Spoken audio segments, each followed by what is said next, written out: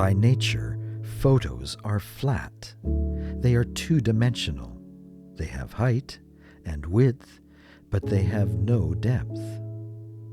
You can look at this beautiful ocean scene on your screen, but as much as you might like to, you cannot walk into the shot. It's two-dimensional. This is why most photos are dull and boring, especially if they are someone else's photos.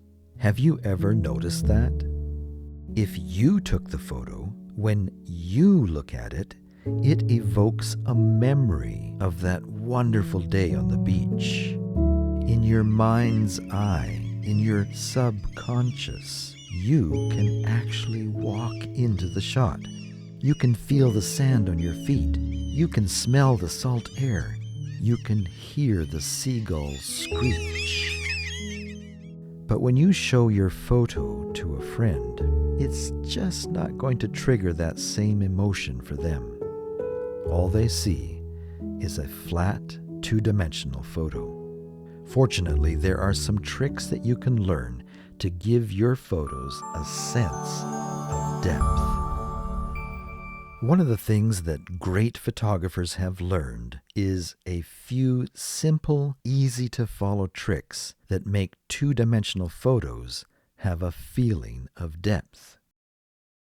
If you want your photos to stand out, it is a good idea to learn a few of these simple techniques that add a third dimension to your flat photos, to give them the illusion of depth. Sometimes the illusion of depth comes naturally. It will appear right in front of you. Most people might not even notice it, but when you know what to look for, you will start seeing them everywhere, and you will know that it is time to pick up your camera and start taking some shots. The first big thing to look for is what is called, in the science of composition, leading lines. These are natural, parallel lines that lead the eye off into the distance. You've probably heard of this before.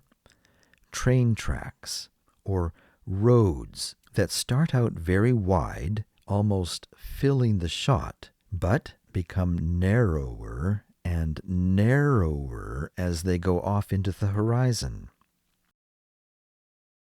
Wharfs and piers have the same effect. Compose your image where the wharf almost fills the shot, but then gets narrower as it leads the eye off into the distance. While you are doing this, don't forget about the rule of thirds that we learned about in our last lesson.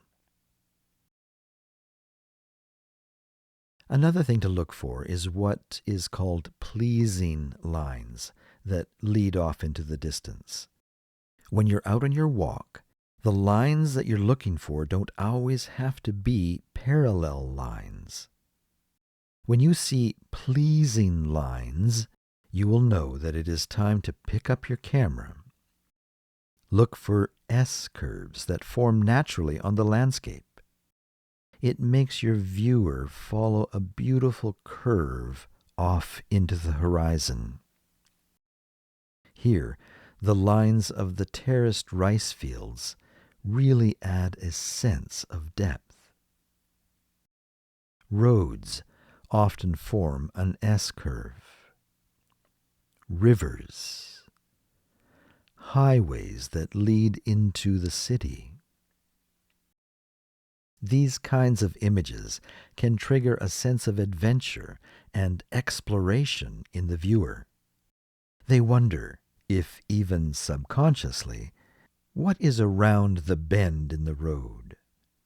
What is around the hill? Where does the river lead? And what is it like? One more thing to look for is landscapes that have primary objects at various distances. We might call this looking for layers of depth. Sometimes this happens naturally when you're taking a walk. Other times, you might have to become intentional and position yourself in a way where you are adding objects yourself into the foreground. For example, when you have an open field like this, it is very difficult to add a sense of depth. I like it when I have some hills or mountains in the backdrop. Now we have a field in the foreground and mountains way off in the distance. This starts to add a feeling of depth. But let's keep building on that depth. Let's add a fence or other objects in front of the field. Now we have 3 layers of depth. Here, the large rocks on the shoreline help give this image a sense of depth. If the photographer would have just gone to the shoreline and taken the shot, it would only have had 2 layers of depth: the lake and the mountains. It is still nice. It's a beautiful scene. But by just stepping back and adding 1 more layer of depth, it makes this photo have a much bigger illusion of 3 dimensions. It doesn't have to be big rocks. It doesn't have to be rocks at all. You can use trees, flowers, plants. It is okay if the objects in the immediate foreground are not in focus. All you are doing is adding a sense of depth. This is a famous fishing village in Nova Scotia, Canada, called Peggys Cove. I think it is one of the most photographed villages in Canada. The unique, colorful homes of the people make a beautiful, interesting shot. But notice how it adds a sense of depth when we include something in the foreground. Here we see a nice shot of the sun setting over the ocean in Halang Bay in Vietnam. The small islands at various distances help create the illusion of depth, and the setting sun adds another layer in the far-off distance.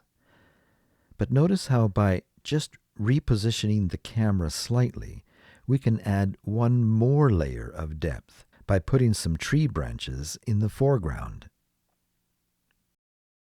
Well, that's our lesson on adding a sense of depth to your photos. Here's your assignment. The next time you go out for a hike, keep your eyes open. Look out for those wonderful leading lines, the pleasing lines, and the layers of depth. And when you do, start taking some shots. See if you can come back from your walk with at least 5 good examples of creating photos that have a sense of depth. And as you do that, you will be training your eye to look for these things. And once you have a trained eye, you will be well on your way to getting better photos and videos with your smartphone. See you next time. So long for today.